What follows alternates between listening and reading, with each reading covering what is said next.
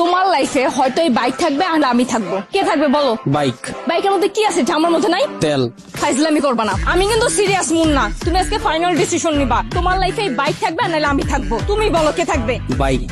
এত যে bike bike করতেছো, কি পাইছে বাইকের মধ্যে? হ্যাঁ, যে আমার মধ্যে নাই? ব্রেক। ব্রেক মানে? আমার এই বাইকের ভিতরে একটা ব্রেক আছে, ব্রেকটা যখন চাপ দেই ও থাইমা যায়, কিন্তু তোমার ভিতর কোনো ব্রেক নাই। তোমার থামতে বললে তুমি থামো না। তোমার সাথে রিলেশনে আসার পর থেকে বলতে পারবা কোনো কিছুতে তোমার আমি থামাইতে পারছি? আমার কোনো কথা এখন পর্যন্ত তুমি শুনছো বা আমার কোনো কথার দাম দিছো বলতে পারবা? কিন্তু ও শুনছে, ওর মধ্যে একটা ব্রেক আছে। ওরে যখন আমি চাপ দেই, ওরে যখন আমি থামতে বলি, ও থাইমা যায়, কিন্তু তুমি থামো না। তোমার আমি থামাইতে পারি না। তোমারে যখন কোনো কিছুতে না করি, তুমি আমারে উল্টা প্রশ্ন করো, এইটা কেন করব, ওইটা কেন করব। এই, ও কি কথা বলতে পারবে যে ও তোমাকে প্রশ্ন করবে? এইটাই তো আমার সুবিধা।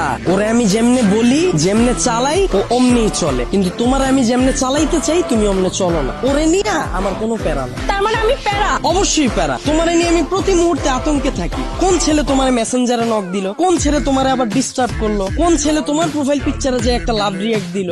আমি যখন তোমারে বলি বাসা থেকে যখন বের হবা বোরকা পইরা বের হয়ে, তখন তুমি আমারে কি বলো? আমার গরম লাগে। যখন আমি বলি ফেসবুকে কোনো পোস্ট কইরো না, তোমার কোনো ছবি ছাইরো না, তুমি বলো তুমি আমার স্বাধীনতা নষ্ট করতেছো। তোমার যখন আমি বলি জান তোমার ফেসবুকের পাসওয়ার্ডটা আমারে দাও, তখন তুমি কি বলো? তুমি আমার সন্দেহ করতেছো। কিন্তু দেখো ওর বিষয়টা, ওরে নিয়ে আমার কোনো প্যারা নাই। এই যে একটা জিপিএস ট্র্যাকার লাগাই নিছি, প্রতি মুহূর্তে আমি নিশ্চিন্তে থাকি। ওরে রাইখা যদি আমি কোথাও যাই, কেউ যদি এসে ওরে ধরে, ও চিল্লায় উঠে আমারে কল দেয়, ডেমো দেখবা, দাও হাত দাও। এই যে কল চলে আসছে। আবার তুমি দেখো, যদি আমার কোনো ফ্রেন্ড বা আমার কোনো কাজিন আমার এই বাইকটা নিতে চায়, আমি নিশ্চিন্তে দিয়ে দিই। কারণ কি বলতো, আমার এই জিপিএস ট্র্যাকারের ভিতর লোকেশন সেট করা যায়, ও কতটুকু এরিয়ার মধ্যে থাকবে। আমার ফ্রেন্ড যখন এটা নিয়ে যায়, আমি একেবারে নিশ্চিন্তে ঘুমাই। কারণ এরিয়ার বাইরে গেলে আমার বন্ধু যাবে, কিন্তু ও যাবে না। ও কতটা লয়াল একটু চিন্তা করো। কিন্তু তোমার দিকটা একবার দেখো, আমি যদি তোমারে রাইখা বিদেশে যাই, সুরঙ্গ ছবির মতো আর ফান্নিশের মতো অবস্থা হইব আমার। দেশে এসে কি দেখুন জানো, আমার বন্ধু তোমার নিয়ে বাইকে গেছে। এখন তুমিই বল, বাইক রাখলে ভালো হবে না গার্লফ্রেন্ড? এত যে বড় বড় কথা বলতাছো, আমাকে নিয়ে লাস্ট কবে বের হইছো মনে আছে তোমার? তোমারে নিয়ে বের হয়ে আমার কোনো লাভ আছে? তোমারে নিয়ে বের হইলে 8-10টা মেয়ে যদি তাকায়, তাও মুখ ফিরিয়ে যায়। চিন্তা করে, এটার লগে তো একটা আছে। কিন্তু যদি আমার এই বাইকটা নিয়ে বের হই, 8-10টা মেয়ের সিরিয়াল লেগে যায়। এখন তুমিই বল, তোমারে চুজ করা ঠিক হবে না আমার বাইকটাকে? এত যে বাইক বাইক করতেছো না, এই বাইক একদিন তোমার জীবনটা খাইবো। তাও ভালো, ভিতরে কোনো কষ্ট থাকবো না, গেলে গা একবারে জামুগা। মানে? তোমার লগে রিলেশনে যাওয়ার পর থেকে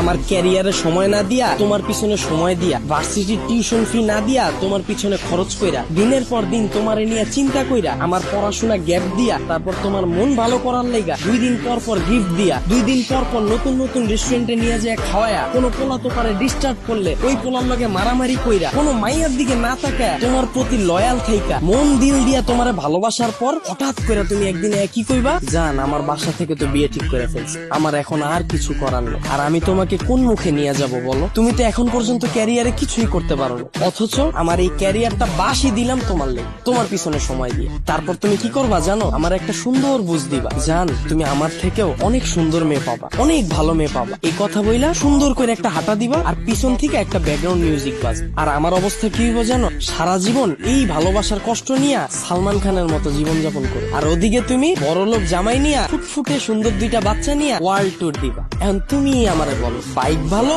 না তুমি? আপনারা অনেকে জানেন, গত 10-15 দিন আগেও আমার পেজে শুধুমাত্র 2500 ফলোয়ার ছিল।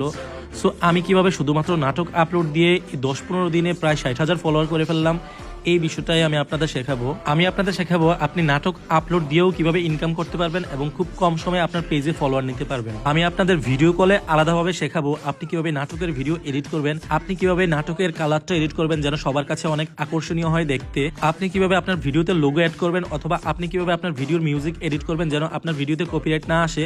এই সকল কিছু জানতে আমাকে ইনবক্স করুন। অবশ্যই এটা পেড সার্ভিস। আমি যখন আপনাদেরকে সময় দেব, আপনাদেরও উচিত আমার সেই সময়ের মূল্য দেয়া। ধন্যবাদ।